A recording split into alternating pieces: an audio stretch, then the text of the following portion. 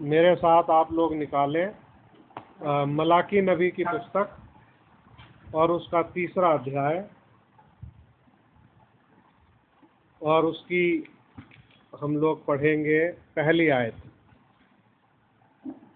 देखो, मैं अपने दूत को भेजता हूँ और वह मार्ग को मेरे आगे सुधारेगा, और प्रभु जिसे तुम ढूंढते हो वह अचानक अपने मंदिर में आ जाएगा।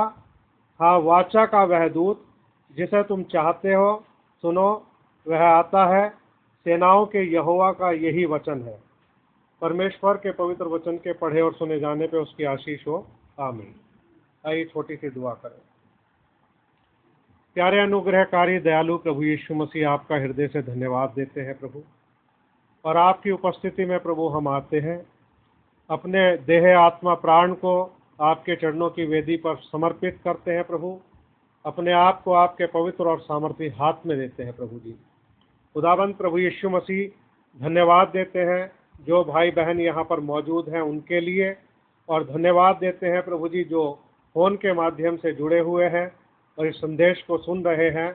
उन सबको प्रभु आप आशीष देना प्यारे प्रभु। मैं प्रभु यीशु मसीह एक कमज़ोर मनुष्य हूँ प्रभु, आपके वचन के विषय में अधिक नहीं जानता प्यारे प्रभु।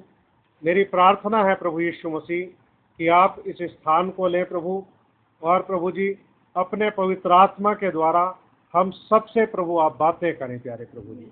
आज का संदेश प्यारे प्रभु जी हमें आपके आगमन के लिए प्रभु तैयार करें।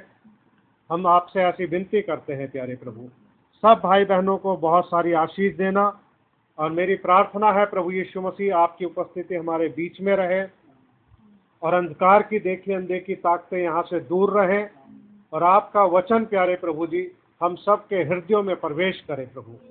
अपने पढ़े गए वचन पर बहुत आशीष देना, और खुदाबंद हम सबकी सहायता करना कि आपकी आवाज़ को हम सुन सकें। प्रभु यीशु मसीह के नाम में दुआ मांगते हैं, आमीन। आप लोग बैठ सकते हो। प्रभु आप सबको आशीष दें। आज का विषय है उसके आने के निशान, साइंस ऑफ हिज कमिंग।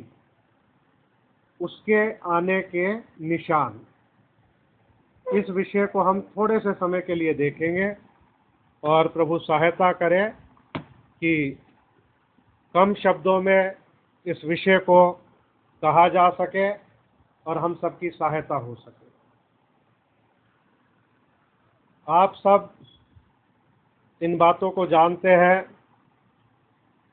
और मैंने भी देखा है जब हम लोग मुरादाबाद में थे, तो जब किसी बड़े नेता ने आना होता था तो एक वहाँ पर जगह है, उसको बोलते हैं कंपनी बाग, और बहुत बड़ा वहाँ पर ग्राउंड है, और उस ग्राउंड में जो है आपके सर्कस भी लगती है, और मेले वगैरह भी वहाँ पर लगते थे, और वहीं पर आयोजन होता था अगर कोई मंत्री ने आना है, क्योंकि वो ग्राउंड जो था बहुत बड़ा था।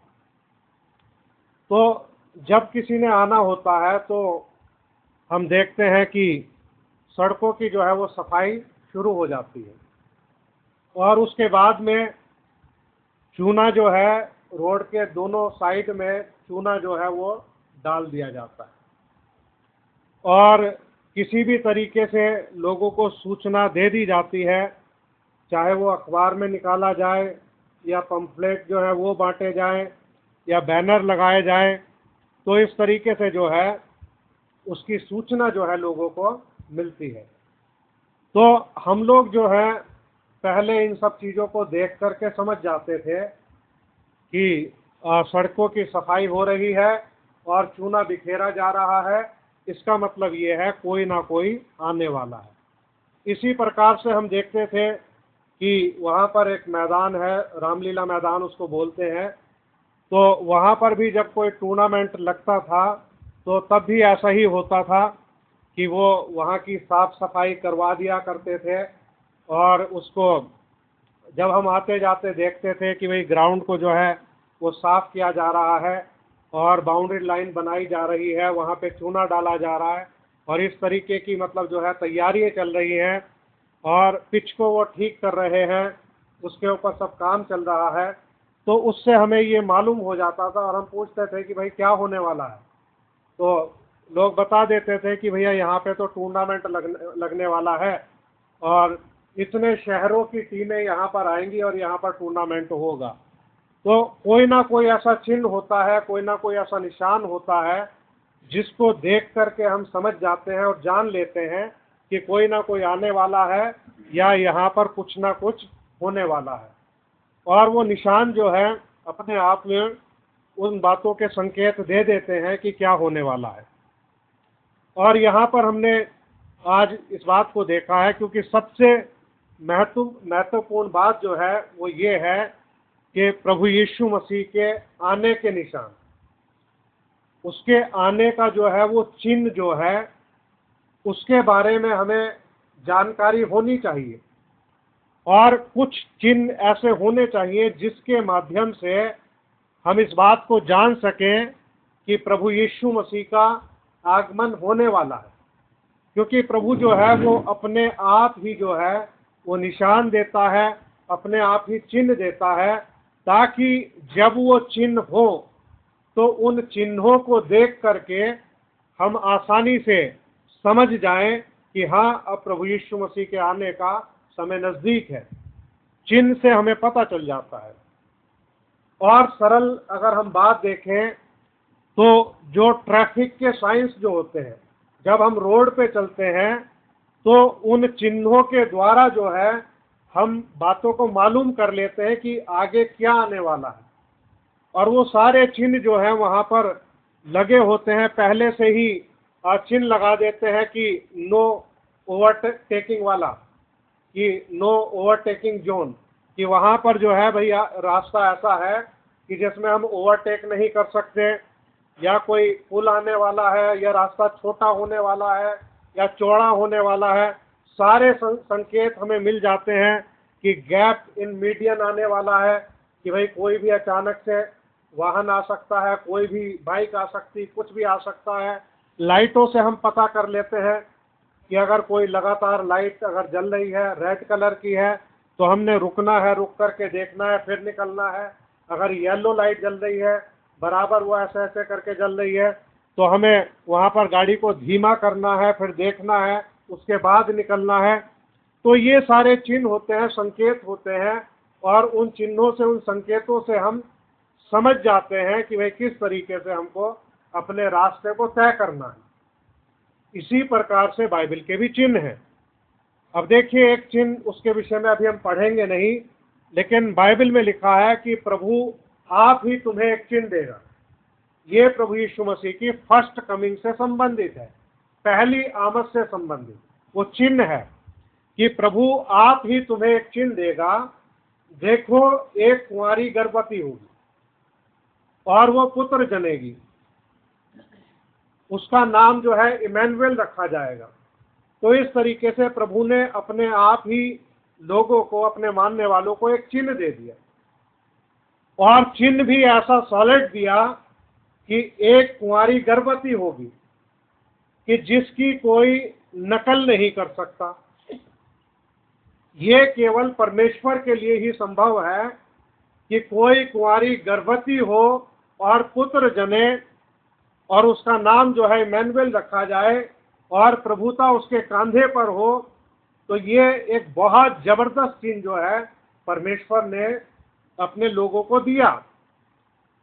और अक्सर ये होता है कि लोग पवित्र शास्त्र के जो चिन्ह हैं, जो प्रकट होते हैं, उन चिन्हों को अनदेखा कर देते हैं, उन चिन्हों को अनदेखा कर देते हैं और आगे निकल जाते हैं, और इस तरीके से पवित्र शास्त्र की बहुत सारी बातों से वो चूक जाते हैं। तो हम कुछ चिन्ह देखेंगे साधारण, जो हमारे पढ़े हुए भी हैं, जिनको हम जानते हैं। उन चिन्हों के माध्यम से ही हम इस बात को समझने की कोशिश करेंगे, उसके आने के निशान, साइंस ऑफ हिज कमिंग, कि प्रभु यीशु मसीह के आने के निशान। और इसमें जो है हम उसकी 3 आमद को देखेंगे। अब देखिए, जो संस्थाई मंडलियों के लोग जो हैं, उनको यही मालूम है कि यीशु मसीह की 2 आमद है, एक फर्स्ट कमिंग है और एक सेकंड कमिंग है, और जो बीच में उसकी हिडन कमिंग है, उसके विषय में, जो गुप्त आमद जिसको कहते हैं, या छिपी हुई आमद जो है, उसके विषय में लोग अधिक चर्चा नहीं करते, और ना ही लोग जो है इसके विषय में बातचीत कर रहे हैं। आप लोगों के पास जाइए, आपको बहुत कम लोग ऐसे मिलेंगे, और वो भी चुने हुए में ही मिल सकते हैं, जो इस बात को कहते हुए आपको मिले कि प्रभु यीशु मसीह अपनी दुल्हन को लेने के लिए आने वाला है और रैप्चर होगा, हम जाने वाले हैं, हम जाने की तैयारी कर रहे हैं। यानी कि उठाए जाने की बात जो है बहुत कम लोग बोलते हैं, उठाए जाने की बात जो है बहुत कम प्रचार की जाती है, क्योंकि जब वचन का ये प्रचार किया ही नहीं जाएगा तो लोगों के अंदर विश्वास पैदा होगा ही नहीं। मान लीजिए किसी को चंगाई की आवश्यकता है, तो चंगाई की अगर लोगों को जरूरत है, तो उसके लिए ये जरूरी है कि चंगाई से संबंधित संदेश प्रचार किया जाए। तो जब चंगाई से संबंधित संदेश प्रचार किया जाएगा, तो सुनने के द्वारा लोगों के हृदय के अंदर विश्वास उत्पन्न होगा, और जब विश्वास उत्पन्न होगा तब वो अपने लिए प्रार्थना करवाएंगे, और जब प्रार्थना करवाएंगे तो विश्वास की प्रार्थना के द्वारा रोगी बच जाएगा, चंगा हो जाएगा, प्रभु का वचन का उसके अंदर जो है मैनिफेस्टेशन हो जाएगा, प्रगटीकरण हो जाएगा। तो ये बहुत महत्वपूर्ण पॉइंट है कि अगर हम ये चाहते हैं कि हमारे अंदर जो है रैप्चरिंग फेथ आए, उठाए जाने वाला विश्वास हमारे अंदर आए, तो हमें इस विषय को जो है बार बार प्रचार करते रहना होगा, या अपने प्रचार में इन बातों को दोहराते रहना होगा कि रैप्चर होने वाला है, हम प्रभु यीशु मसीह के साथ जाने की तैयारी कर रहे हैं। प्रभु यीशु मसीह आएगा और वो हम पर अनुग्रह करे कि हम उसके साथ में चले जाएं, और धरती के ऊपर हम पीछे ना छूट जाएं, और इस काम में जो हम व्यक्तिगत रीति से भी लग जाएंगे। प्रभु से फिर जब हम प्रार्थना करेंगे तो हमारी प्रार्थनाएं बदल जाएंगी। हम प्रार्थनाओं में भौतिक वस्तुओं को नहीं मांगेंगे।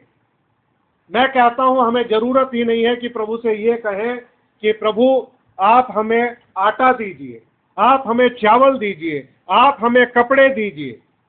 ये सब चीजें मांगने की जरूरत नहीं है, क्योंकि प्रभु यीशु मसीह ने कहा कि अन्य जाति इन सब वस्तुओं की खोज में रहते हैं। तुम्हारा स्वर्गीय पिता तुम्हारे मांगने से पहले जानता है कि तुम्हें इन सब वस्तुओं की आवश्यकता है। तो तुम ये चिंता ना करना कि क्या खाएंगे, क्या पिएंगे या क्या पहनेंगे, ये काम प्रभु कर लेगा। मुझे भाई एंड्रूस की ये बात अच्छी लगती है।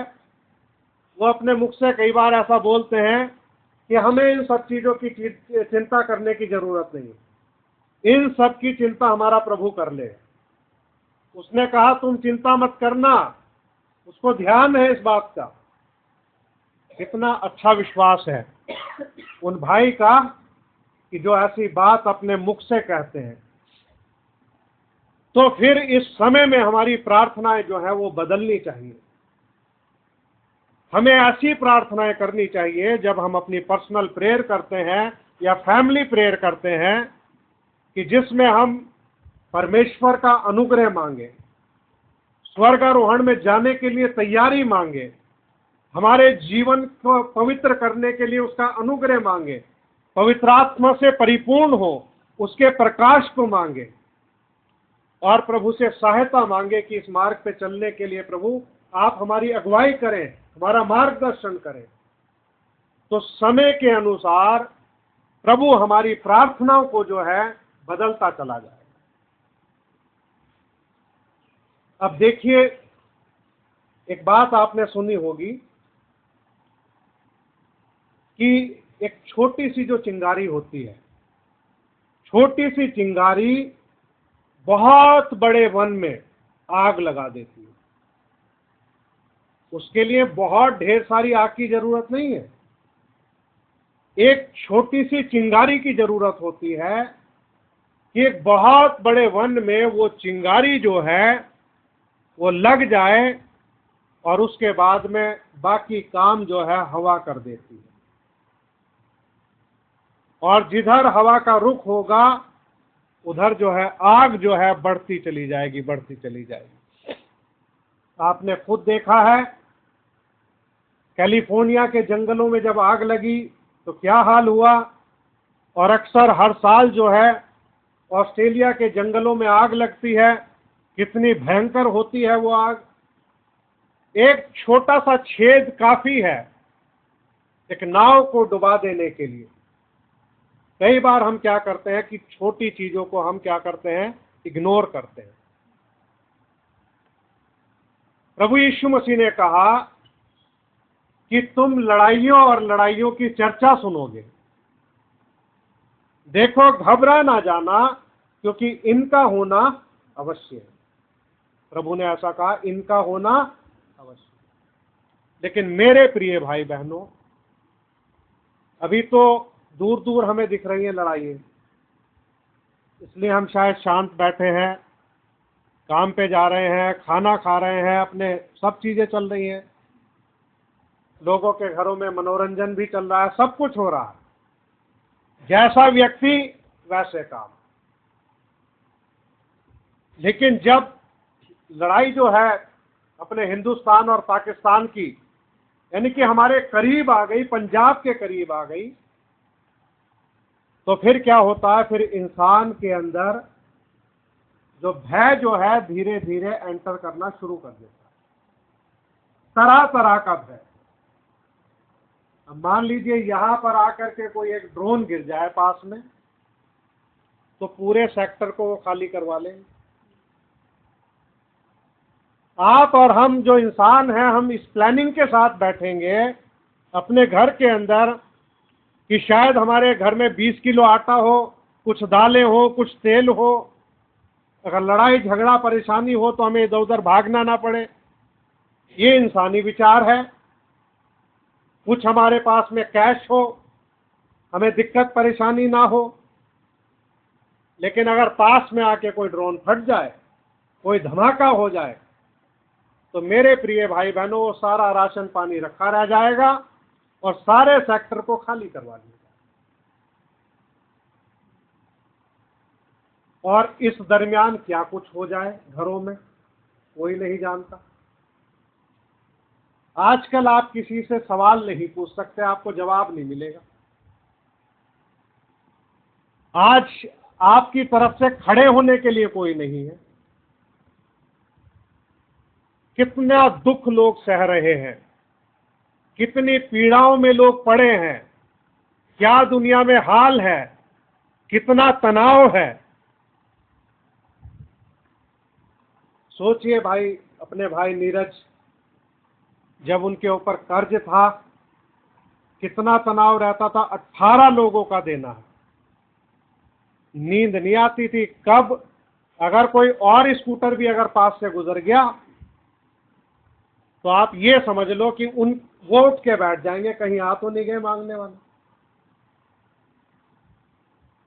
कितनी भयानक बात है अगर आपके घर में कोई आके बैठ जाए शराब पी के और कहे जब तक नहीं दोगे मैं नहीं जाऊंगा, और रात का समय हो। मतलब कितनी इंसान के दिमाग पे टेंशन हो सकती है। इसीलिए तनाव में आकर के लोग सुसाइड कर लेते हैं, कोई गोली मार लेता है, कोई छत से कूद जाता है, कोई पूरे परिवार को जहर दे करके मार देता है। यानी कि इंसानी जिंदगी ऐसे खत्म हो रही है। मतलब कितने दुख की बात है ये। क्योंकि जब हमारा मौत से आमना सामना होता है ना, मौत को करीब खड़े हुए देखते हैं, तब हमें ये एहसास होता है कि भाई मौत क्या चीज है। एक जमाना था कि जब पता चलता था भाई किसी का मर्डर हो गया कहीं, तो उस घटना को सालों साल, कई साल तक इंसान याद रखता था, भूलता नहीं था। आज तो ये आलम हो चुका है कि आप मेज पे बैठ के रोटी खा रहे हो और टीवी में मारकाट की न्यूज देख रहे हो। ये बातें आम हो चुकी हैं। सुबह इंसान सुनता है, शाम को भूल जाता है, या आज सुना तो कल भूल जाएगा, क्योंकि कल को दूसरी घटना सामने है। तो मैं कहा, एक चिंगारी की बात कही, लेकिन हम अलर्ट नहीं होते। अब देखिए, जब रूस और यूक्रेन की लड़ाई चली तो इसको बहुत लोगों ने लाइट लिया, हल्के ढंग से लिया, और उसके बाद में हम देखते हैं जब इस्राइल की लड़ाई शुरू हो गई, तब औरों का तो हम नहीं कह सकते, लेकिन इस विश्वास के मानने वाले लोगों ने ये समझ लिया था कि ये लड़ाई लंबी चलेगी और इस प्रकार से चलेगी, इसका किसी को एहसास नहीं था कि उधर से हिजबुल्लाह अटैक कर देगा, उधर से हूती कर देगा, उधर से ईरान कर देगा, और अब तो बात सीरिया तक चली गई और सीरिया से टर्की तक जाने वाली है, जा सकती है।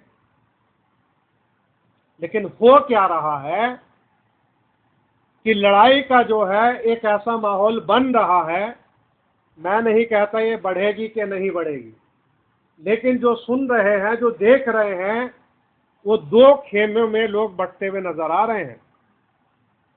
अब जो चीन है, चीन के साथ उत्तर कोरिया का उनका ये समझौता है कि अगर कोई चीन पे अटैक करेगा तो उत्तर कोरिया जो है वो उसकी तरफ से लड़ेगा। अगर किसी ने उत्तर कोरिया से अटैक किया उसके ऊपर, तो चीन उसकी तरफ लड़ेगा।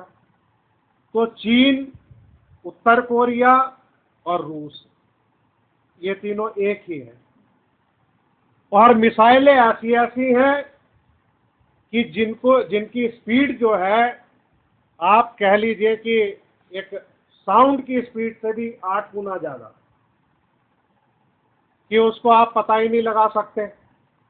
जब तक आप पता लगाओगे, पता चलेगा कि हाँ भाई कुछ गुजरा, तब तक जा करके वो तबाही कर देगी, ऊपर से आएगी सीधी बर्बाद। रोकने का उसको कोई साधन नहीं है।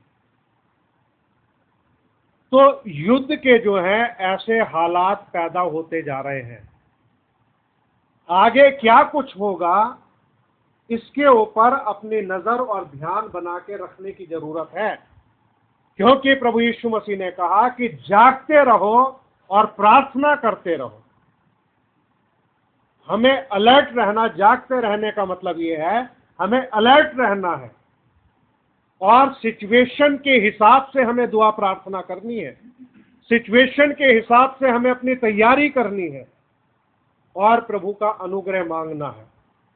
अब मैं आपको एक बात ये कह देना चाहता हूं, देखो, प्रभु ना करे हमारे किसी के जीवन में ऐसा काम नहीं होना चाहिए कि कभी अंदर और कभी बाहर, मतलब थोड़ी सी हमें सनसनाहट, खुमारी सी हुई तो भाई हम वचन के अंदर आ गए, दुआ करने लगे, बाइबल पढ़ने लगे, कुछ सुनने लगे, कुछ थोड़े से एक्टिव हो गए तो किसी को कुछ कुछ बताने भी लगे। भाई अगर किसी के जीवन में ये वाला काम है कि कभी वो ठंडा है, कभी गर्म है, तो ये वक्त है अभी उस चीज को दुरुस्त कर लो। अगर मैंने और आपने प्रभु यीशु मसीह के साथ जाना है तो पूरी तरीके से आप प्रभु को थाम लो, संसार को छोड़ दो और भाई पश्चाताप कर लो सच्चे हृदय से, और सारी संसारिक चीजों को अपने हृदय से बाहर निकाल दो। जो भी हमारे प्राणों को नुकसान पहुंचाने वाली चीजें हैं, उन्हें पूरी तरीके से बाहर निकाल दो, पूरी तरीके से। मतलब टाइम यही है, ये टाइम निकल गया फिर पछताने से किसी को कोई फायदा नहीं होगा। क्योंकि देखो हमारी एक जिंदगी ये होती है ना कि हम चर्च में आ गए, भाई बहनों से मिल लिए, तो इंसान सोचता है कि भाई चलो कोई बात नहीं, इनको हम क्या बताएं, कोई बात छिपी हुई है, छिपी रहने दो। ऐसा इंसान सोचता है ना। ऐसा नहीं करना। अपने संबंध प्रभु से ठीक करके, ठीक रख के, ठीक तरीके से चलते जाना है, आगे बढ़ना है। ठंडे गरम नहीं होना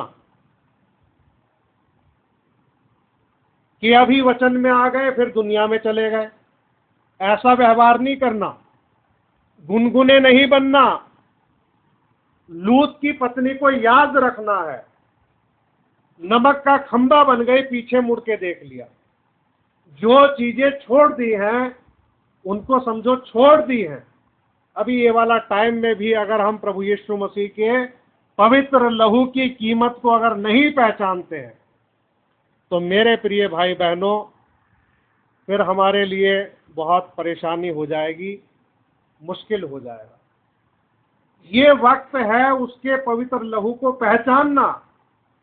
आप ऐसे सोच लीजिए कि जैसे पतरस का जीवन था, मैं एक तरफा जीवन की बात कर रहा हूं,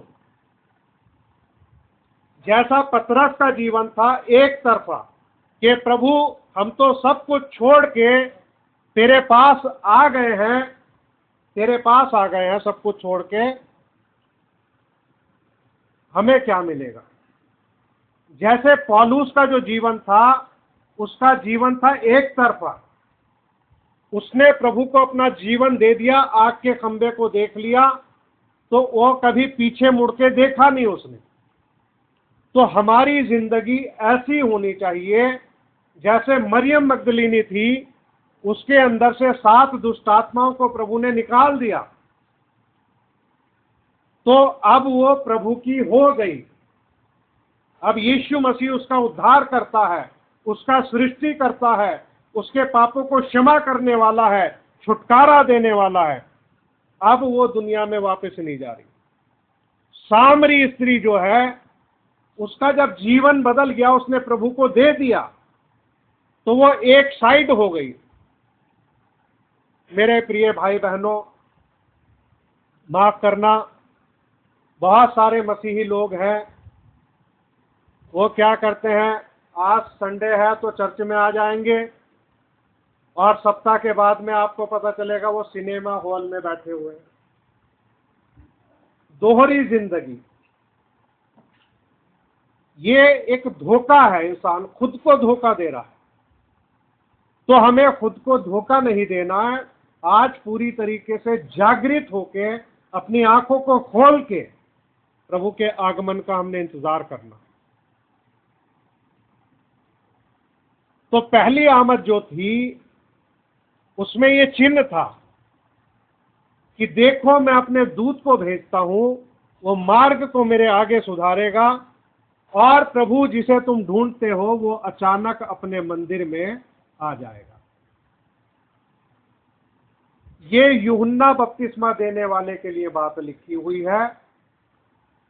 और यूहन्ना बपतिस्मा देने वाले ने मार्ग को सुधारा, और जिस प्रभु को वो ढूंढ रहे थे वो अचानक अपने मंदिर में आ गया। उनके बीच में वो चल फिर रहा था, वो पहचान नहीं सके। प्रभु ने उनको कई इशारे दिए, यहां तक कि अपने चेलों को तो उसने साफ बता दिया। उसने कहा कि हे प्रभु, हमें पिता को दिखा दे, हमारे लिए यही काफी है। प्रभु ने कहा, क्या मैं इतने दिन से तुम्हारे साथ नहीं हूं? फिर तो क्यों कहता है पिता को दिखा? क्या मैं इतने दिन से तुम्हारे साथ नहीं हूं? जिसने मुझे देखा उसने पिता को देखा। यानी कि पिता तो स्वयं उस देह रूपी मंदिर में आ गया था, उनके बीच में चल फिर रहा था, लेकिन वो इसलिए नहीं पहचान पाए क्योंकि यूहन्ना के संदेश पर उन्होंने विश्वास नहीं किया। यूहन्ना के संदेश पर विश्वास नहीं किया। अब एक बड़ा चिन्ह उनके लिए था, मलाकी 4 अध्याय में, इसको भी हम पढ़ेंगे नहीं, 4 अध्याय 5वीं और 6ठी आयत, थोड़ा टाइम बचा लूं, उसमें लिखा है कि देखो यहोवा के उस बड़े और भयानक दिन के आने से पहले मैं तुम्हारे पास एलिया नबी को भेजूंगा, और वो पितरों के मन उनके पुत्रों की ओर फेरेगा, पुत्रों के मन उनके पितरों की ओर फेरेगा। अब वो एलिया नबी के बारे में वो जानते थे। अभी शास्त्री लोग क्या कहते थे, शास्त्री लोगों की जब ये कहते थे प्रभु यीशु मसीह के बारे में कि भाई वो मसीहा है, इस्राएल का महाराजा है, वो हमें मिल गया है, तो शास्त्रियों की शिक्षा थी कि अरे मसीहा तो बाद में आएगा, लेकिन मसीहा से पहले एलिया नबी आएगा। वचन में लिखा है एलिया नबी पहले आएगा। तो ये शिक्षा का वहां पर क्या हो रहा था, प्रचार हो रहा था, और सब लोगों को ये बात बताई जा रही थी उनको रोकने के लिए कि पहले एलिया आएगा फिर मसीह आएगा। अब चेलों ने प्रभु यीशु मसीह से पूछ ही लिया, मत्ती 17:10 में, इस पर उसके चेलों ने उससे पूछा, फिर शास्त्री क्यों कहते हैं कि एलिया का पहले आना अवश्य है? उसने उत्तर दिया, एलिया अवश्य आएगा और सबको सुधारेगा, परंतु मैं तुमसे कहता हूं कि एलिया आ चुका और लोगों ने उसे नहीं पहचाना, और जैसा चाहा वैसा उसके साथ किया। तो यहां पर प्रभु यीशु मसीह अपने चेलों को जवाब दे रहे हैं, कहा कि एलिया तो आएगा और सबको सुधारेगा, भविष्य की बात कह दी। फिर प्रभु ने कहा कि एलिया तो आ चुका, लोगों ने उसे नहीं पहचाना। तो जिन लोगों ने उस एलिया को नहीं पहचाना जो यूहन्ना बपतिस्मा देने वाले में आया था, तो वो मसीह को कैसे पहचानते? क्योंकि उनकी आंखें लगी हुई थी, इंतजार कर रही थी कि एलिया आएगा। वो शायद इसी विचार में थे कि एलिया जो है उसी रूप में आएगा जैसा वो था, लेकिन वो नहीं जानते थे कि प्रभु जो है एक मनुष्य यहाँ पर धरती पे जन्म लेगा और उसके बाद में वो एलिया की आत्मा से अभिषिक्त होगा और फिर इस काम को करेगा।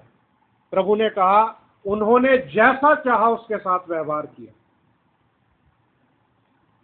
यूहन्ना बपतिस्मा देने वाला एलिया की आत्मा और सामर्थ्य में होकर उसके आगे आगे चला। वो प्रभु यीशु मसीह के फर्स्ट कमिंग का एक साइन था, निशान था। जब वो जंगल में पुकारने वाले का शब्द हो रहा था और लोग जो है निकल निकल के उसके पास में गए और अपने अपने पापों को मान के बपतिस्मा लेने लगे, तो जंगल में जब पुकारने वाले की आवाज हो रही थी, तो यशाया 40 अध्याय जो है वहां पर घटित हो रहा था, 40:3 जो है वो घटित हो रहा था यशाया। तो यूहन्ना बपतिस्मा देने वाला प्रभु यीशु मसीह के पहली आमद का एक बड़ा चिन्ह था, क्योंकि मरियम के विषय में तो अधिक लोग नहीं जानते थे।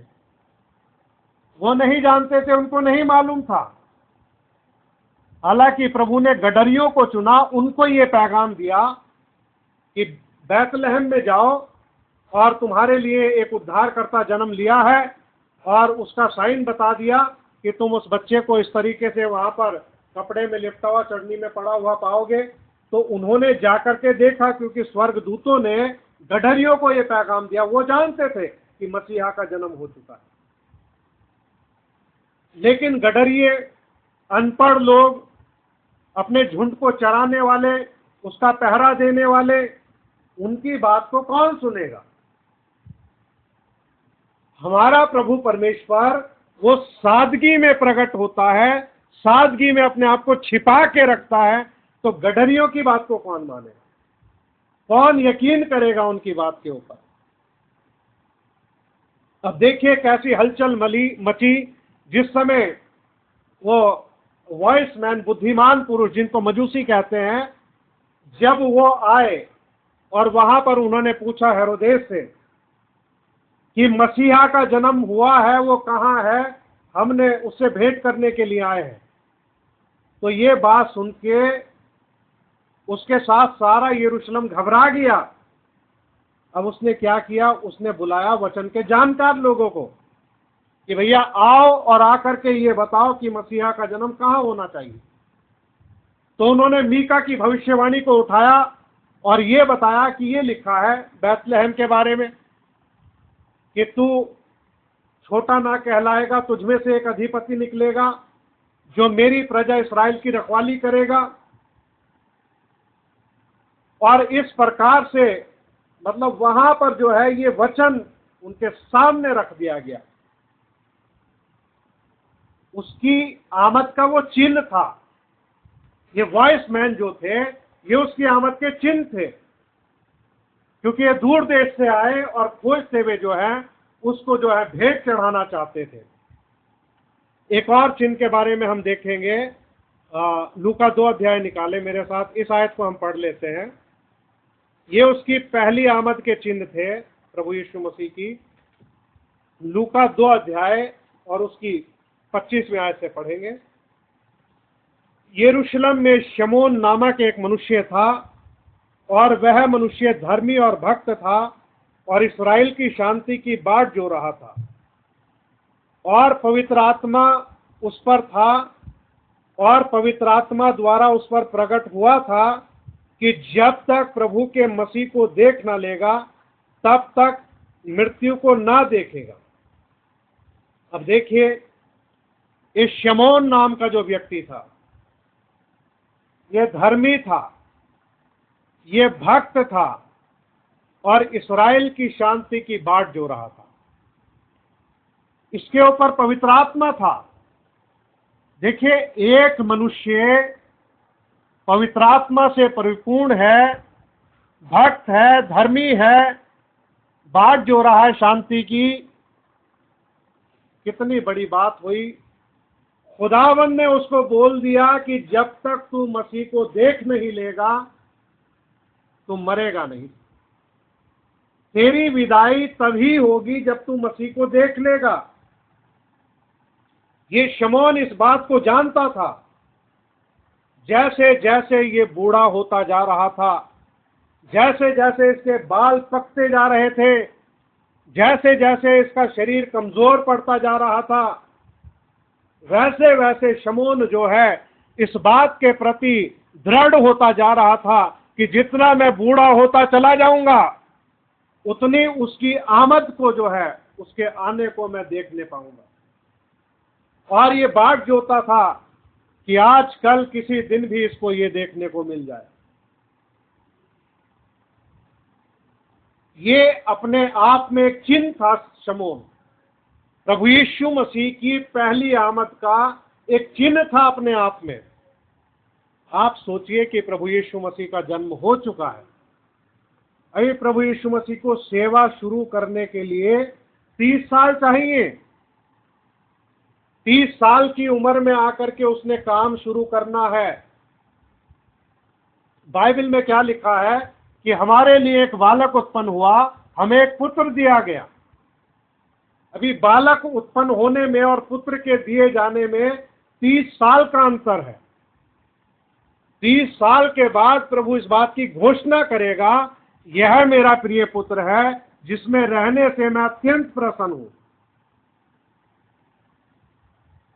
शमौन जो है 27वीं आयत, वह आत्मा के सिखाने से मंदिर में आया और जब माता पिता उस बालक यीशु को भीतर लाए कि उसके लिए व्यवस्था की रीति के अनुसार करे, तो उसने उसे अपनी गोद में लिया और परमेश्वर का धन्यवाद करके कहा, हे स्वामी, अब तो अपने दास को अपने वचन के अनुसार शांति से विदा करता है, क्योंकि मेरी आंखों ने तेरे उद्धार को देख लिया है, जिसे तूने सब देशों के लोगों के सामने तैयार किया है, कि वह अन्य जातियों को प्रकाश देने के लिए ज्योति और तेरे निज लोग इस्राएल की महिमा हो।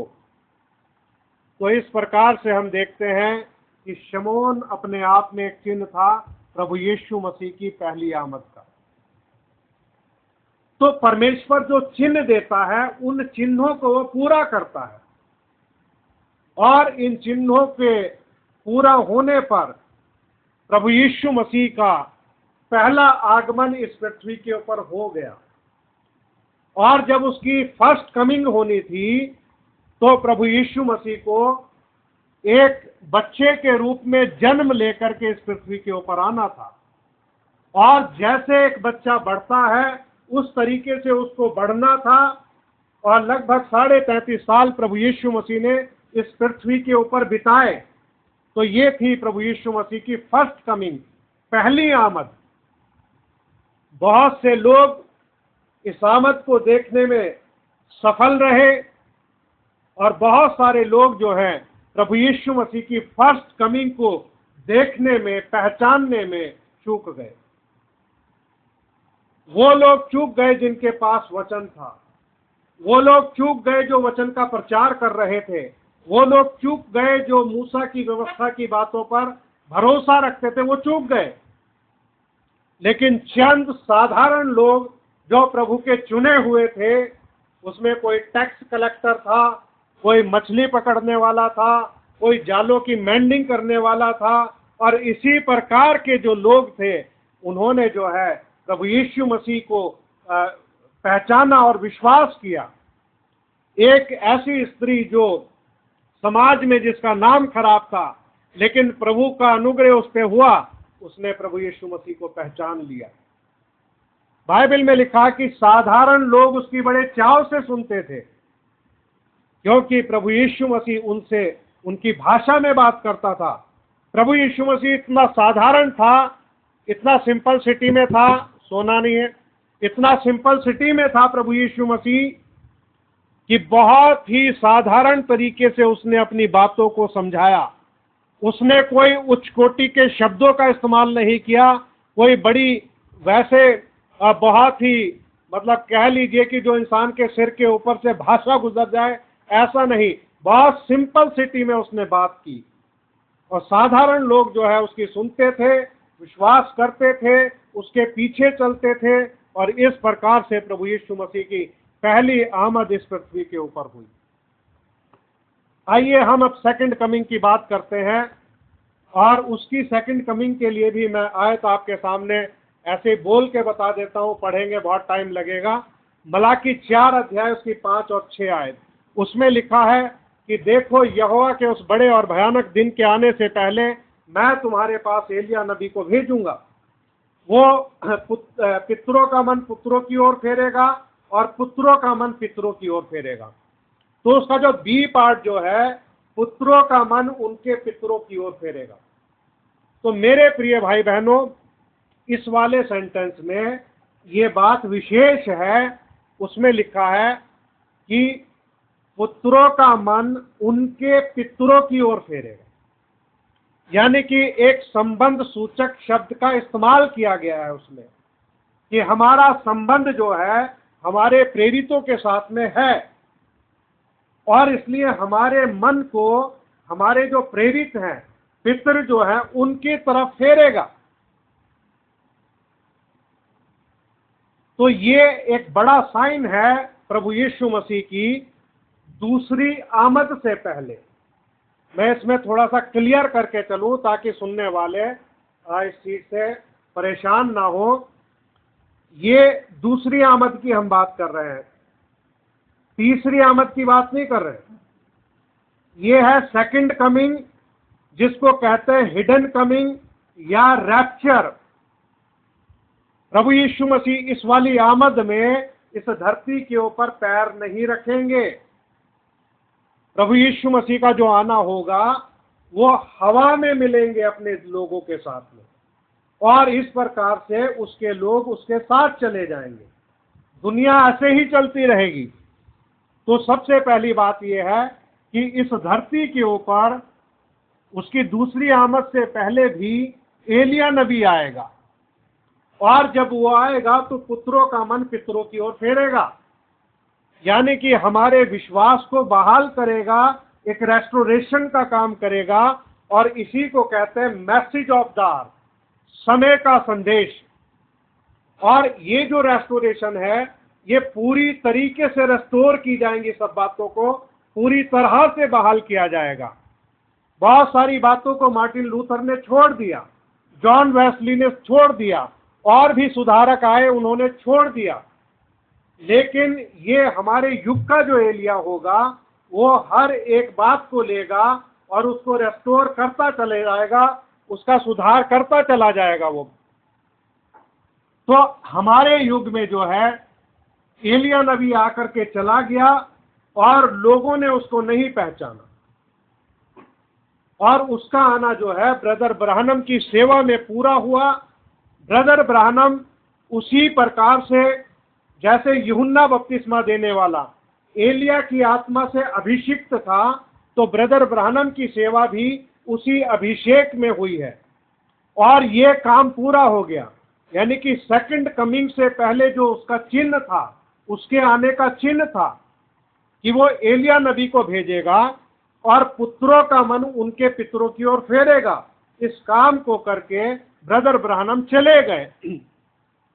दूसरा हम देखते हैं जो प्रकाशित वाक्य जो है उसका 10 अध्याय की जो 7वीं आयत है, उसमें लिखा है कि परमेश्वर का गुप्त मनोरथ जो है वो पूरा होगा। और परमेश्वर का जो गुप्त मनोरथ जो है वो है अन्य जातियों का पूरी रीति से प्रवेश करना। ये एक छिपा हुआ भेद था। इस छिपे हुए भेद के बारे में लोग नहीं जानते थे। प्रभु यीशु मसीह के चेले उससे पूछने लगे कि हे प्रभु, क्या तू इस्राएल को अभी राज्य फेर देगा? तो प्रभु यीशु मसीह ने कहा, उन समय और कालों को जानना तुम्हारा काम नहीं है, उन्हें पिता ने अपने ही अधिकार में रखा हुआ है। तो प्रभु यीशु मसीह ने उन समय और कालों के बारे में उनसे कोई चर्चा नहीं की और इस बात को बता दिया कि पिता ने अपने अधिकार में इस बात को रखा हुआ है। तो ये है जो मिस्ट्री ऑफ गॉड जो है एक्चुअली वो है पौलुस के ऊपर ये भेद प्रकट हुआ, और इस भेद के बारे में इफिसियों की पत्री में लिखा हुआ है कि किस तरीके से अन्य जाति लोग जो हैं वो मिरास बनेंगे, यानी कि उनको मिरास मिलेगी या परमेश्वर की वो मिरास है। इसके बारे में यहूदी लोग नहीं जानते थे कि अन्य जातियों के लिए भी लगभग 2000 वर्ष का एक ऐसा समय होगा कि उनको सुसमाचार सुनाया जाएगा और प्रभु वहां से अपनी दुल्हन को चुनेगा। तो ये जो मिस्ट्री जो है, यानी कि अन्य जातियों का प्रवेश करना, अब अन्य जाति पूरी रीति से कैसे प्रवेश करेगी? अब पौलुस क्या कहता है कि जब तुम खुदा के कलाम को दूर करते हो तो हम अन्य जातियों की तरफ फिरते हैं, और सुसमाचार जो है अन्य जातियों की तरफ आ गया। और अन्य जातियों के लिए जो पहला दूत जो है वो है पौलुस।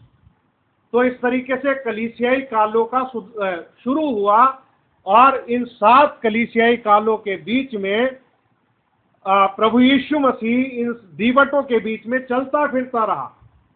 वो यहाँ पे उसकी मौजूदगी रही, यानी कि पहले युग से लेकर के आखिरी युग तक उसकी मौजूदगी रही। और जो ये 7 दूत जो थे ये अपने अपने समय में उस कलीसियाई काल को जो है वो प्रकाश दे रहे थे।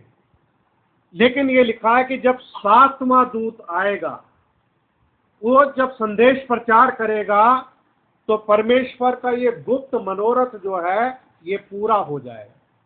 इसीलिए इस अंतिम एलिया का आना, माफ कीजिए मैं अंतिम बोल रहा हूं, इस एलिया का आना कि पुत्रों का मन उनके पितरों की ओर फेरेगा, ये अन्य जातियों के लिए है, ये इस्राएल के बाहर की सेवा है। और इसीलिए परमेश्वर ने अपने एक भविष्यद्वक्ता को एलिया की आत्मा से अभिषेक करके भेजा ताकि रेस्टोरेशन का काम जो है वो अन्य जातियों के चर्च में हो सके, और इस चर्च में से प्रभु अपने लिए एक दुल्हन को बाहर निकाल सके जो रैप्चर में जा सके। तो रेस्टोर कैसे होगा कि जब ये सारे भेद जो हैं खुलने लगेंगे।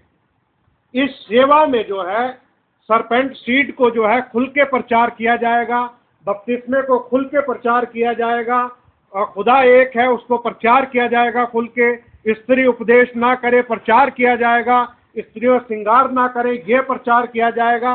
मतलब हर एक चीज को प्रचार किया जाएगा। कलीसियाई कालों के दूत को सेट किया जाएगा, उनकी समय अवधि बताई जाएगी और मोहरों के बारे में प्रचार किया जाएगा, ताकि ब्राइड जो है वो सब बातों को जान ले। तो ये ब्राइड के लिए सारे भेद जो है वो खोले जाएंगे, और जब ये खोले जाएंगे तो 7वें दूत के संदेश देने के दिनों में ये गुप्त मनोरथ पूरा होगा। अब और कोई हमारे लिए आने वाला नहीं है। अब प्रभु जो है चर्च के परफेक्शन के लिए जो काम करेगा वो 5 फोल्ड मिनिस्ट्री के द्वारा करेगा। 5 प्रकार की सेवकाई के द्वारा ये काम होगा। बाइबल में क्या लिखा, अगर आप पहला थिस्सलुनीकियों को ध्यान से पढ़ोगे तो उसका जो उतरना जो होता है वो 3 चरणों में होता है। उसके स्टेप लिखे हुए हैं कि ललकार होगी, तो जब ललकार होगी तो वही सेम गॉड उतर के आएगा और दुनिया के साथ एक चैलेंज मैसेज करेगा। और ये सेवा ब्रदर ब्रानम की सेवा में पूरी हो गई। उसने दुनिया में चैलेंज मैसेज किया, वचन को लेकर चुनौती दी और वचन के लिए खड़ा हुआ। उसने सारी दुनिया के प्रचारकों से कहा कि मुझे बाइबल में कहीं एक जगह दिखा दो किसी स्त्री को प्रचार करने के लिए अभिषेक किया गया हो, उसे अभिषेक करके प्रचार करने के लिए भेजा गया हो, एक जगह दिखा दे। कोई नहीं दिखा पाया। उसने कहा पिता पुत्र पवित्र आत्मा उपाधियों में अगर किसी का बैप्टिज्म हुआ हो तो बाइबल में कहीं एक जगह दिखा दे। सारी दुनिया के प्रचारक कहीं नहीं दिखा पाए, क्योंकि जो चीज बाइबल में है नहीं उसे कोई कैसे दिखाएगा, नहीं दिखा सकता। तो ये चैलेंज मैसेज था, तो ये ललकार हो चुकी है। अब लिखा है कि वही परमेश्वर प्रधान दूत के शब्द में उतरेगा। तो प्रधान दूत का ये शब्द है कि परमेश्वर ने अपने आप को 5 फोल्ड मिनिस्ट्री में विभाजित कर दिया है। चर्च के परफेक्शन के लिए उसने ठहरा करके चर्च को पास्टर दे दिए और उसने अपने आप को पास्टर में रख लिया है। जैसे वो उस एलिया में आया था, तो आज 5 फोल्ड मिनिस्ट्री जो खुदा की तरफ से है, इसी प्रकार से वो टीचर्स के अंदर आ गया, गॉस्पल प्रीचर्स के अंदर आ गया, प्रॉफिट के अंदर आ गया, अपोस्टल्स के अंदर आ गया। अब वो क्या कर रहा है, परफेक्शन के लिए खुद उतर के आया है और ये काम चल रहा है। और जैसे ही अंतिम तुरही फूंकी जाएगी, मुर्दे जिंदा हो जाएंगे, जीवित बदल जाएंगे और इस प्रकार से जो है वो रैप्चर हो जाएगा।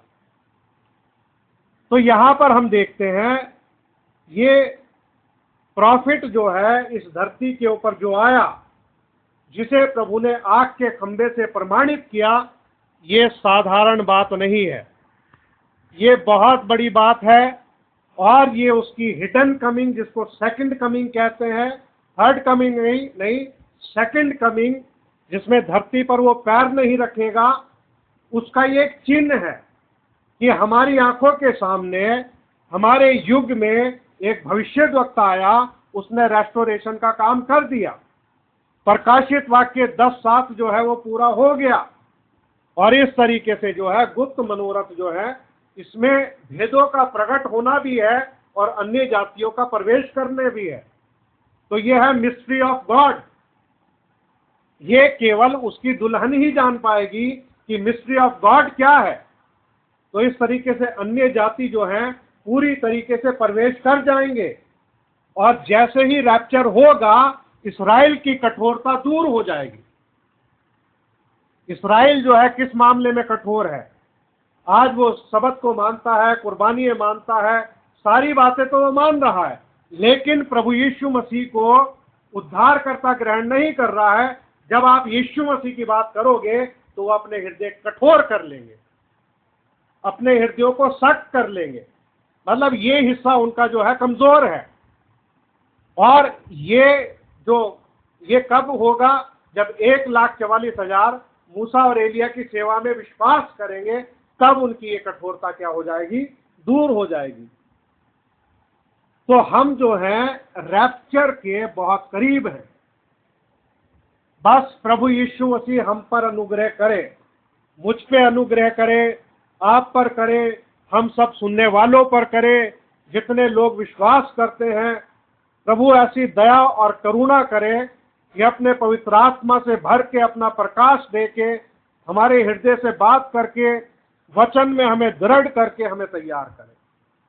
ये उसकी दया के बगैर, उसके अनुग्रह के बगैर नहीं हो सकता। हमारे अंदर कोई अच्छाई नहीं है, कोई खूबी और लियाकत नहीं है, हम दूसरों से अच्छे नहीं हैं। ये प्रभु यीशु मसीह का अनुग्रह है कि उसने हमें, हम जैसे निकम्मों को, पापियों को, बिल्कुल खराब लोगों को अपने करीब बुला लिया। ये उसकी दया है, हमारी अच्छाई नहीं, हमें कोई अच्छाई है ही नहीं, और ना कोई इंसान अपनी किसी अच्छाई से प्रभु के पास आ सकता। हमारे अंदर कुछ ऐसा है ही नहीं, कोई खूबी लियाकत कुछ नहीं। ये प्रभु ने दया कर दी कि हमें चुन लिया कि हम उसके नाम पर विश्वास करें और उसके आगमन के लिए जो हम तैयार हों, प्रभु यीशु मसीह के आगमन के लिए। मैं एक आयत और पढ़ के यहाँ से सेकंड कमिंग को समाप्त करूंगा, क्योंकि विषय थोड़ा लंबा है। ये लूका 17 अध्याय निकाले मेहरबानी से। लूका 17 अध्याय, और उसकी हम पढ़ेंगे 26 आयत से शुरू करेंगे।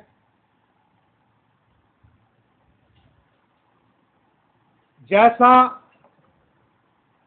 नूह के दिनों में हुआ था, वैसा ही मनुष्य के पुत्र के दिनों में भी होगा। जिस दिन तक नूह जहाज पर ना चढ़ा, उस दिन तक लोग खाते पीते थे और उनमें विवाह होते थे। तब जल प्रलय ने आकर उन सबको नष्ट किया। और जैसा लूत के दिनों में हुआ था कि लोग खाते पीते, लेन देन करते, पेड़ लगाते और घर बनाते थे। परंतु जिस दिन लूत सदोम से निकला, उस दिन आग और गंधक आकाश से बरसी और सबको नष्ट कर दिया। मनुष्य के पुत्र के प्रकट होने के दिन भी ऐसा ही होगा। उस दिन जो छत पर हो और उसका सामान घर में हो, वह उसे लेने को ना उतरे, और वैसे ही जो खेत में हो वह पीछे ना लौटे। लूत की पत्नी को स्मरण रखो। जो कोई अपना प्राण बचाना चाहे वह उसे खोएगा, जो कोई उसे खोए वह उसे जीवित रखेगा। मैं तुमसे कहता हूँ, उस रात 2 मनुष्य एक खाट पर होंगे, एक ले लिया जाएगा और दूसरा छोड़ दिया जाएगा। 2 स्त्रियां एक साथ चक्की पीसती होंगी, एक ले ली जाएगी और दूसरी छोड़ दी जाएगी। 2 जन खेत में होंगे, एक ले लिया जाएगा, दूसरा छोड़ दिया जाएगा। यह सुन उन्होंने उससे पूछा, हे प्रभु, ये कहाँ होगा? उसने कहा, जहाँ फ्रेश बॉडी होगी वहाँ उकाब इकट्ठे होंगे। तो हम यहाँ पर इस बात को देखते हैं, प्रभु ने कहा कि मनुष्य के पुत्र के प्रकट होने के दिन भी ऐसा ही होगा। कैसा होगा? जैसे नूह के दिन थे और जैसे लूत के दिन थे। अब देखिए, इसमें बहुत सारी बातें ऐसी हैं जो प्रभु यीशु मसीह की सेकंड कमिंग और उसकी थर्ड कमिंग के साथ में कॉमन है। मतलब ये वाली बातें, ये निशान जो है उनके लिए भी है, ये निशान जो है हमारे लिए भी है। तो यहाँ पर लिखा है कि मनुष्य के पुत्र के प्रकट होने के दिनों में भी ऐसा ही होगा। तो लूत के दिनों में जो एक विशेष घटना घटित हुई थी वो ये थी कि इस धरती के ऊपर 3 दूत आए थे और इब्राहिम ने परमेश्वर को पहचाना और उसे दंडवत किया और उसे प्रभु कह करके संबोधित किया। उसके पास एक खुदा का प्रकाशन था।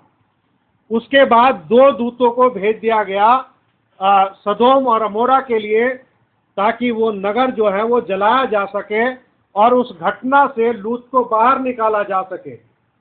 तो आज आप इस बात को देखिए कि ये चिन्ह क्या हमारे दिनों में पूरे नहीं हो रहे।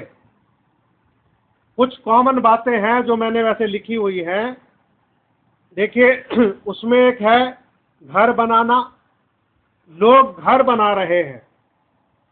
इन दिनों में देखियो, आप कहीं भी चले जाओ आपको घर बनते हुए दिखेंगे, पेड़ लगाते हुए दिखेंगे, पेड़ हो रहे हैं, ब्याह शादी हो रही है, लेन देन हो रहा है, और स्त्रियों का नैतिक पतन हो रहा है, धर्म का त्याग हो रहा है, विकृत विचार हो रहे हैं, सदोम जैसी भयानक स्थिति हो गई है। यानी कि पुरुष पुरुष के साथ और स्त्री स्त्री के साथ में जो है संबंध बनाए हुए हैं और एक साथ रह रहे हैं, और कानून ने भी इसको जो है एक अमली जामा जो है वो पहना दिया है, इसको मान्यता दे दी है। तो ये है सदोम की दशा। आज हम ऐसे समय में हैं। क्यों ऐसी दशा हमें दिख रही है? क्योंकि मनुष्य के पुत्र के प्रकट होने का जो समय था, जब मनुष्य के पुत्र ने अपने आप को रिवील किया। कैसे रिवील किया? रोहेल बैठ जा। क्या हो रहा? लगाना इसके, अब उठना नहीं बिल्कुल भी एंड तक।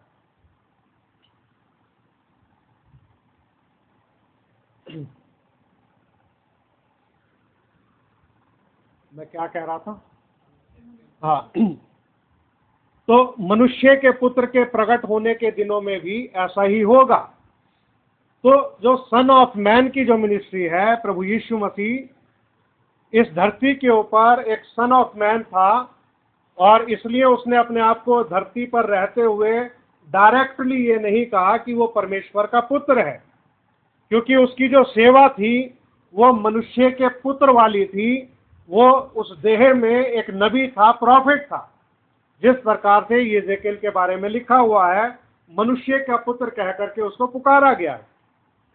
तो मानवीय देह में एक प्रॉफिट था, तो आखिर के समय में अपने आप को मानवीय देह में प्रकट करेगा।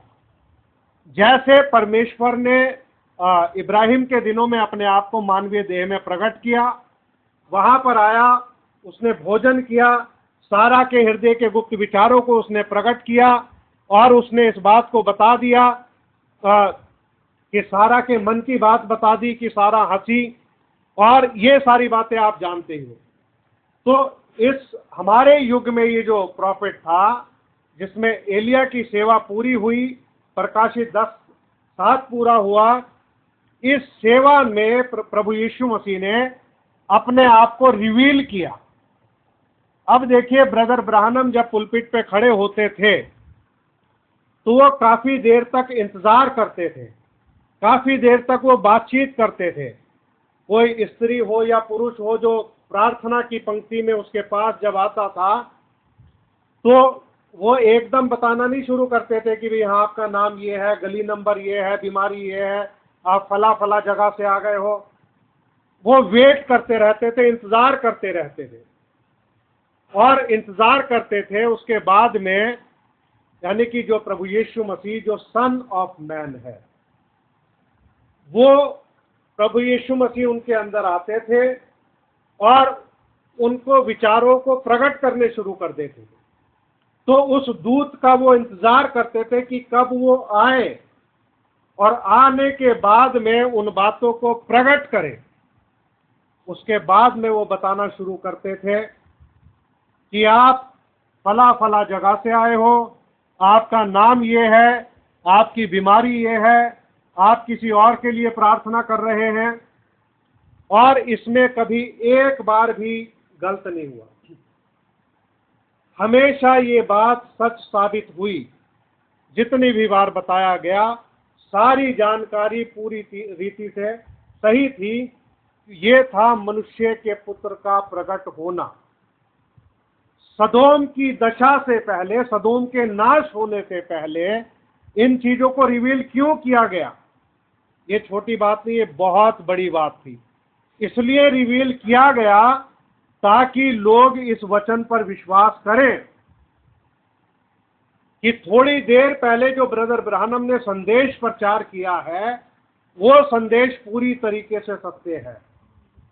चाहे उसमें बपतिस्मा प्रचार किया हो, वन गॉड प्रचार किया हो और कोई डॉक्ट्रिन प्रचार की हो, तो वो इस बात को साबित करता था। और जब लोग इस बात को देखते हैं कि भाई परमेश्वर के अलावा कौन किसके मन की बात को जान सकता है, हृदय के गुप्त विचारों को और कौन प्रकट कर सकता है, तो प्रभु यीशु मसीह था जो वहां पर आकर के उन कामों को करता था और ब्रदर ब्राहनम उसके आने का इंतजार करते थे। तो ये सन ऑफ मैन की मिनिस्ट्री इन दिनों में पूरी हुई है और आप देख सकते हो कि ये दिन वाकई सदोम जैसे हैं कि नहीं हैं। तो आप देख लो, अगर लोग पेड़ लगा रहे हैं, शादी ब्याह हो रहे हैं और पूरी तरीके से बिगड़ चुके हैं और पाप बढ़ चुका है, तो हम इसी दिन में पाए जाते हैं। तो ये रैप्चर से पहले होने वाली बातें हैं। तो रैप्चर से होने वाली बातें कितने वर्षों पहले हो चुकी हैं। अब हमारी तैयारी है कि किस दिन प्रभु यीशु मसीह आए और उसकी दुल्हन उसके साथ जाए और हम जो है उसकी दुल्हन का एक भाग हो, उसकी दुल्हन का हम एक हिस्सा हो और उठाए जा सके उसके अनुग्रह से। तो ये है उसकी सेकंड कमिंग, जिसमें थिस्सलुनीकियों में लिखा हुआ है कि हम तुम्हें प्रभु के वचन के अनुसार कहते हैं कि हम सब तो ना सोएंगे लेकिन बदल जाएंगे। प्रभु आप ही ललकार में उतरेगा, प्रधान दूत के शब्द में उतरेगा और परमेश्वर की तुरही फूंकी जाएगी। जो मसीह में सो गए हैं वो पहले जी उठेंगे और जो जीवित हैं वो बदल जाएंगे। और इस प्रकार से जो है ये रैप्चर हो जाएगा, प्रभु यीशु मसीह की दूसरी आमद हो जाएगी। लिखा है कि इस तरह हम प्रभु से हवा में मिलेंगे और इस घटना को कोई देख नहीं पाएगा, इस घटना को कोई जान नहीं पाएगा। पौलुस कहता है कि इन बातों से एक दूसरे को तसल्ली दिया करो। आप मान लीजिए कोई विश्वासी परिवार है और उस परिवार में कोई इंसान चला जाता है दुनिया से, दुनिया की भाषा में कहो तो मर जाता है। तो पौलुस कहता है कि इन बातों से एक दूसरे को तसल्ली दिया करो। शांति किन बातों से देनी है कि अभी वो प्रभु में सो गया है, वचन में लिखा है कि वो जी उठेगा, जैसे ही अंतिम तुरही फूंकी जाएगी वो जीवित हो जाएगा और हम जो बचे हुए हम बदल जाएंगे। तो शांति किससे देनी? वचन से देनी। अब वचन से भी शांति उसको ही दी जा सकती है जिसके पास जीवित आशा है। लिखा है कि हम औरों की नाई शोक ना करें जिन्हें आशा नहीं। अभी जिनके पास में जी उठने की जीवित आशा नहीं है वो तो छाती पीटेंगे, रोएंगे, विलाप करेंगे, शोक करेंगे, ये सब वो करेंगे क्योंकि उनके पास कोई उम्मीद नहीं है। लेकिन अगर कोई विश्वास में चला गया, उसके लिए कहा जा सकता है कि उसने नया जन्म प्राप्त किया था, पवित्र आत्मा पाया हुआ था, उसने यीशु मसीह के नाम में बपतिस्मा लिया हुआ था, उसका जीवन बदल गया था, वो प्रभु के पास में चला गया है, सो गया है। अब जब प्रभु आएगा तो अपने साथ ले आएगा, वो जिंदा हो जाएगा। तो देखिए कितनी बड़ी तसल्ली है, कितनी बड़ी आशा है कि जब हमारे घर में कोई सोता है तो हम कोई विलाप नहीं करते। हमें पता है कुछ देर की नींद है, उसके बाद में वो उठ जाएगा, जाग जाएगा, तो हम विलाप नहीं करते। तो मसीही लोगों जो विश्वासी हैं उनके अंदर जो है मरना नहीं होता, वो सोना होता है। वो उसको कहते हैं कि मसीह में सो गए, मसीह में सो गए, और मसीह में सो गए तो जी भी उठेंगे। आइए हम उसकी थर्ड कमिंग के बारे में देखें। तो ये सेकंड कमिंग की बातें हैं। तो सेकंड कमिंग की बातें जब हमारे जीवन में हो रही है, ये हम देख रहे हैं कि हमारे जीवन काल में ये हुई है, तो हमें सिर्फ और सिर्फ रैप्चर के लिए अपने आप को तैयार करना चाहिए।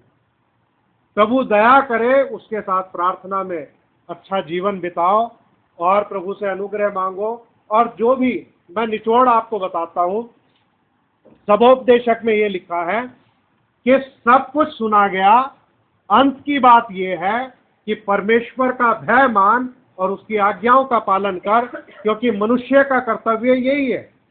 तो हमें परमेश्वर का भय मानना है, उसकी आज्ञाओं का पालन करना है। अंत की बात यही है, हमारे करने के लिए यही चीज है।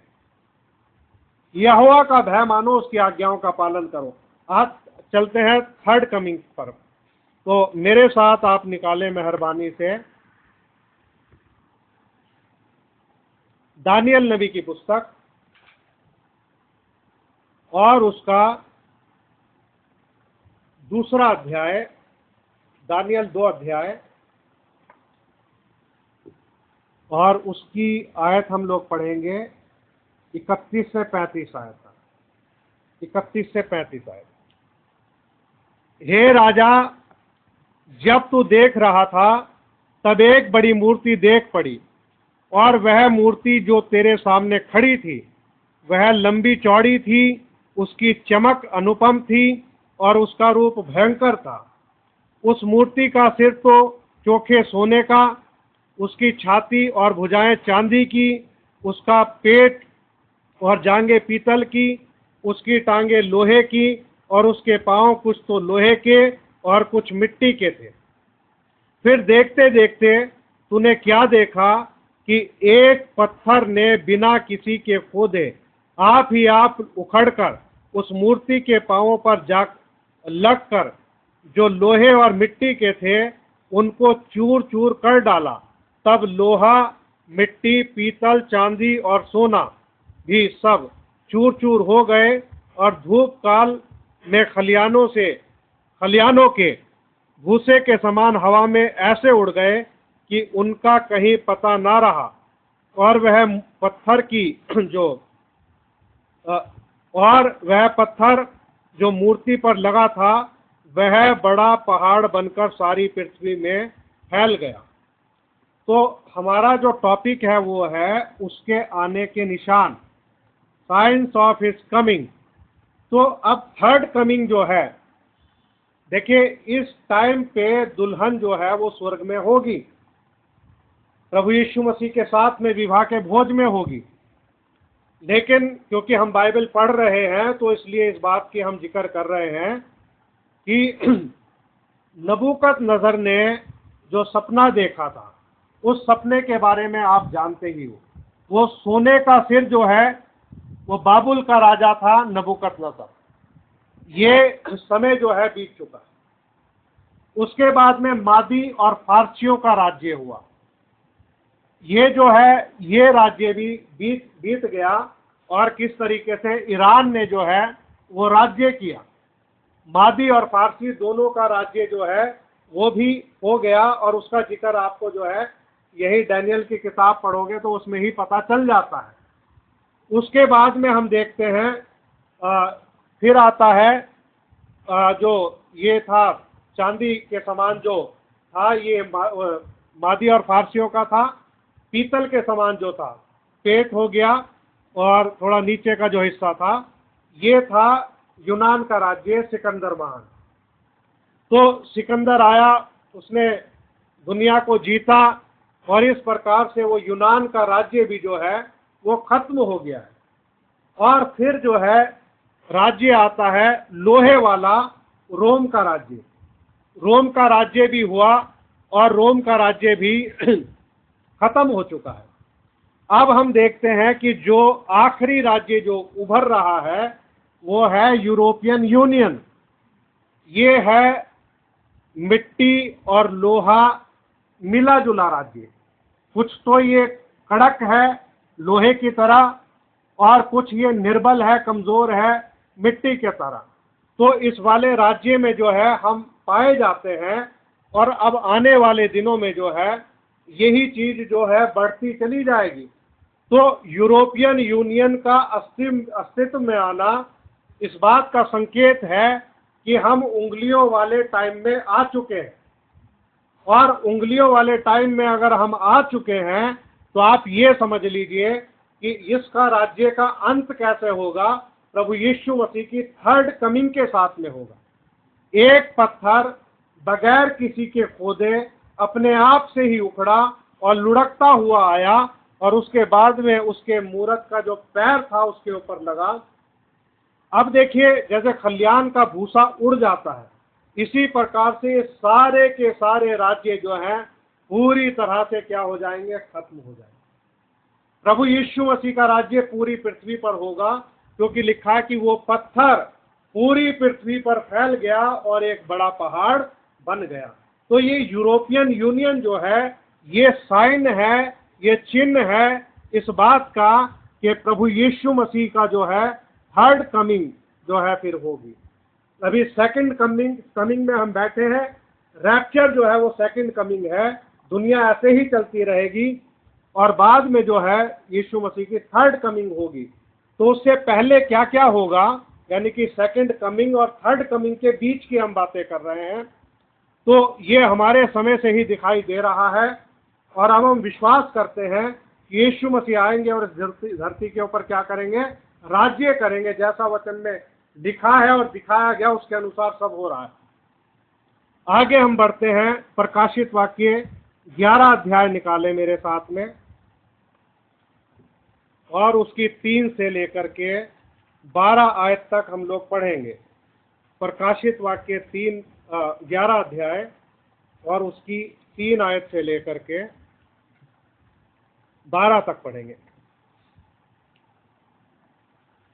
मैं अपने 2 गवाहों को ये अधिकार दूंगा कि टाट ओढ़े हुए 1260 दिन तक भविष्यवाणी करें। ये वे ही जैतून के 2 पेड़ हैं और 2 दीवट हैं जो पृथ्वी के प्रभु के सामने खड़े रहते हैं। यदि कोई उनको हानि पहुंचाना चाहता है तो उनके मुंह से आग निकलकर उनके बैरियों को भस्म करती है, और यदि कोई उनको हानि पहुंचाना चाहेगा तो अवश्य इसी रीति से मार डाला जाएगा। उन्हें अधिकार है कि आकाश को बंद करें कि उनकी भविष्यवाणी के दिनों में मेह ना बरसे, और उन्हें पानी पर अधिकार है कि उसे लहू बनाए, और जब जब चाहे तब तब पृथ्वी पर हर प्रकार की विपत्ति लाए। जब वे अपनी गवाही दे चुकेंगे तो वह पशु जो अथाह कुंड में से निकलेगा उनसे लड़कर उन्हें जीतेगा और उन्हें मार डालेगा। उनके शव उस बड़े नगर के चौक में पड़े रहेंगे जो आत्मिक रीति से सदोम और मिस्र कहलाता है, जहां उनका प्रभु भी क्रूस पर चढ़ाया गया था।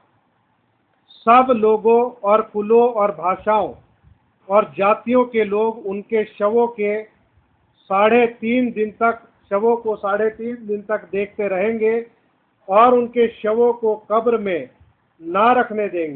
रखने ना देंगे। पृथ्वी के रहने वाले उनके मरने से आनंदित और मगन होंगे और एक दूसरे के पास भेंट भेजेंगे, क्योंकि इन दोनों भविष्यद्वक्ताओं ने पृथ्वी के रहने वालों को सताया था।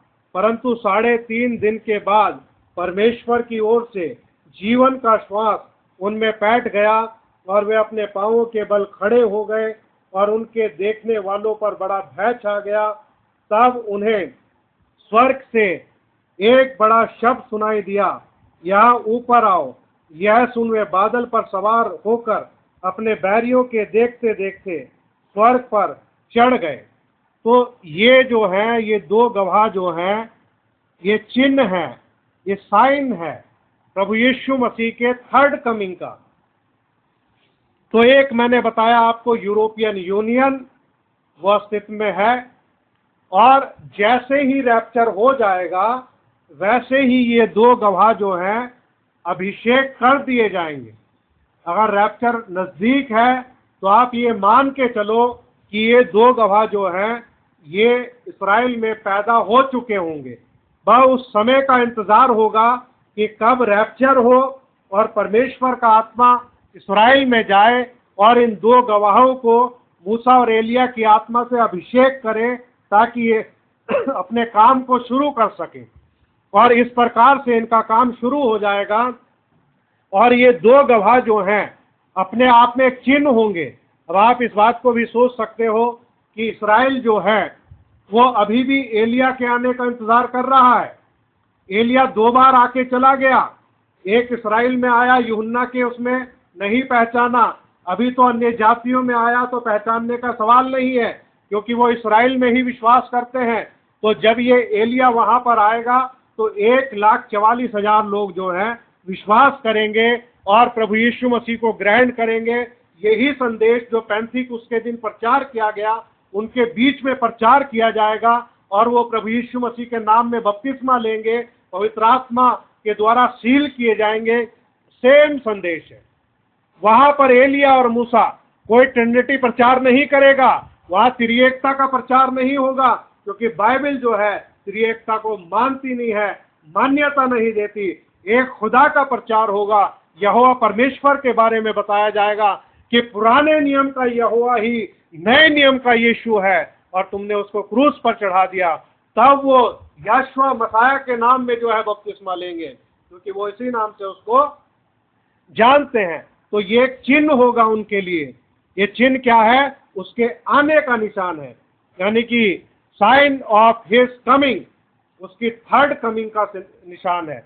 एक हो गया यूरोपियन यूनियन, दूसरा मैंने बता दिया आपको ये यूरोपियन यूनियन हो गया और ये 2 विटनेसेस हो गया। और मैं आपको एक दो और बात बताना चाहता हूं। एक पीस एग्रीमेंट के बारे में एक आयत दिखा दूं। दानियल नबी की पुस्तक, उसका 9 अध्याय और उसकी 27वीं आयत मैं आपके सामने चाहता हूं कि पढ़ दूं। प्रभु अनुग्रह करे।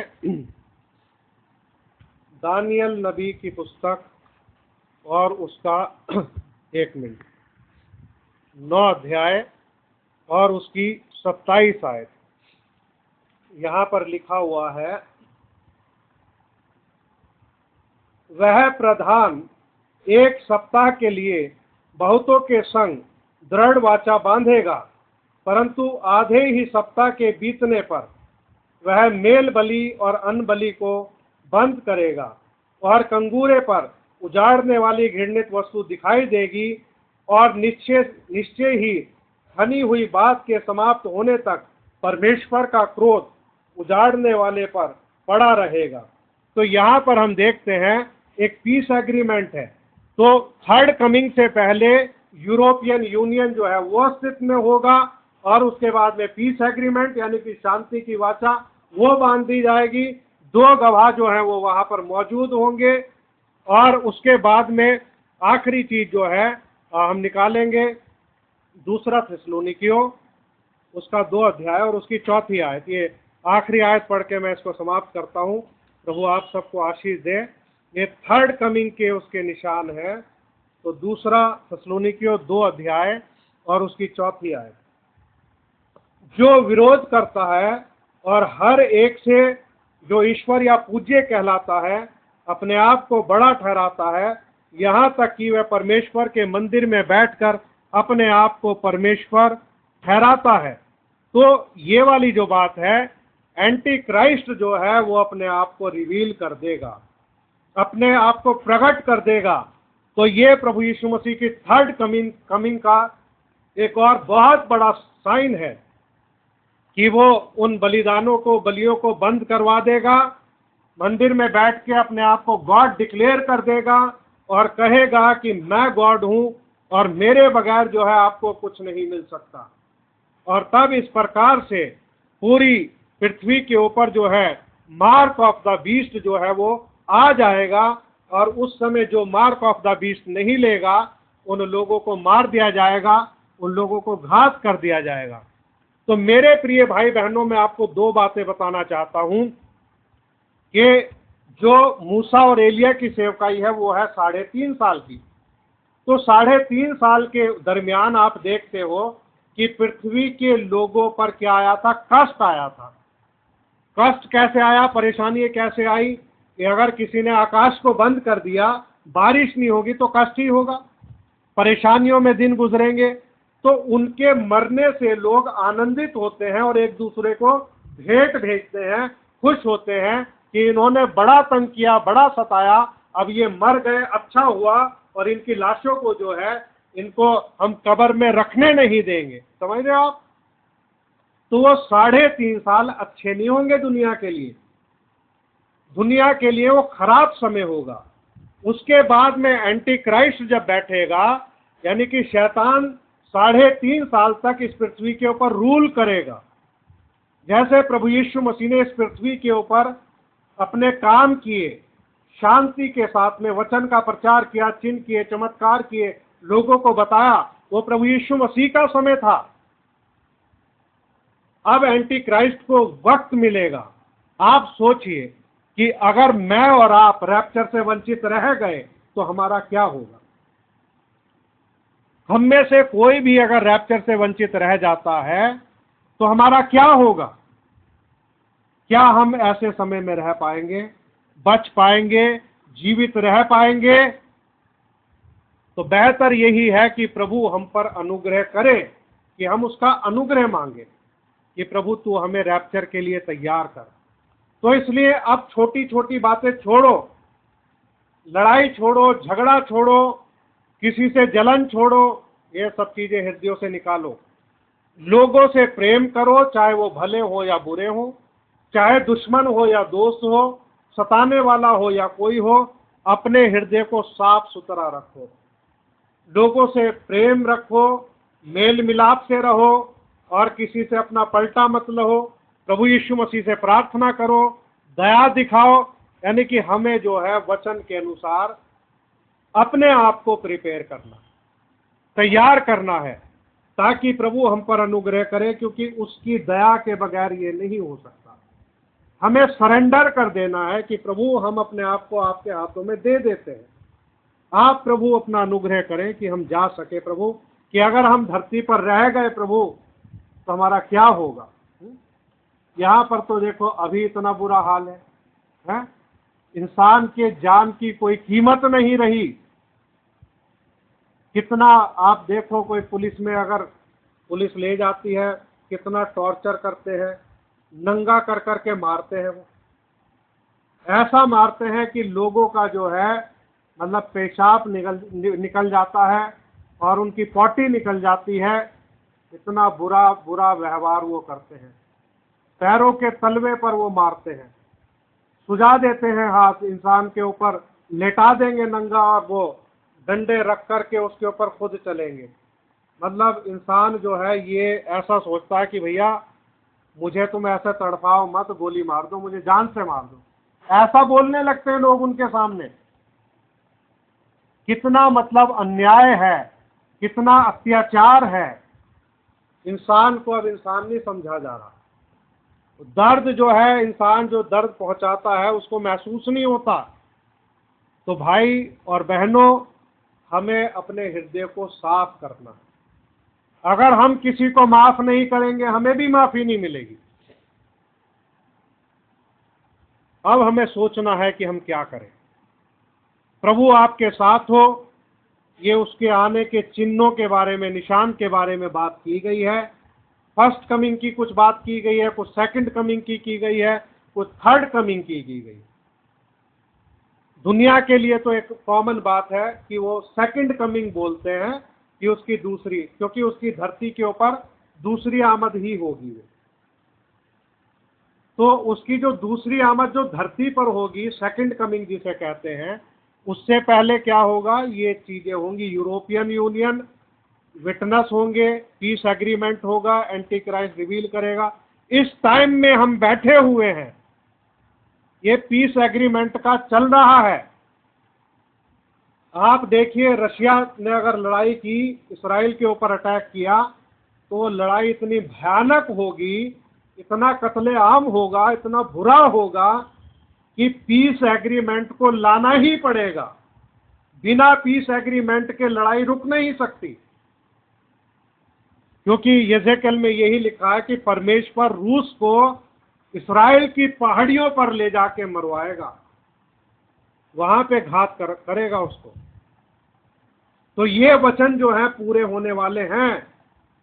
तो हमें तैयार रहना है। बड़े बड़े भूकंप आ रहे हैं, 7 पॉइंट से ऊपर के भूकंप आ रहे हैं। अगर 8 का, 9 का या 10 का भूकंप आ गया तो आप सोच लो, कैलिफोर्निया जो है समुद्र तल में समा जाएगा। भविष्यवाणी पूरी हो जाएगी। उन दिनों में हम बैठे हुए हैं। हम समय ना गंवाएं, अपने काम काज करते रहें, घबराए ना, परेशान ना हो, एक दूसरे के लिए प्रार्थना करें, प्यार से रहें, मेल मिलाप से रहें, अपने संबंध खुदा से ठीक करें और उसके आगमन के लिए तैयार रहें कि प्रभु अनुग्रह करना, जैसे उस चोर ने कहा कि जब तो अपने राज्य में आए तो मेरी सुधि लेना। हम प्रभु को पहचान के ये दया उससे मांग सकते हैं कि प्रभु हम पर दया करना, जब तू आए तो प्रभु हम तेरे साथ जा सकते। प्रभु आपको आशीष दे। आइए हम अपने स्थानों पर खड़े हो जाएंगे और एक छोटी सी प्रार्थना करेंगे।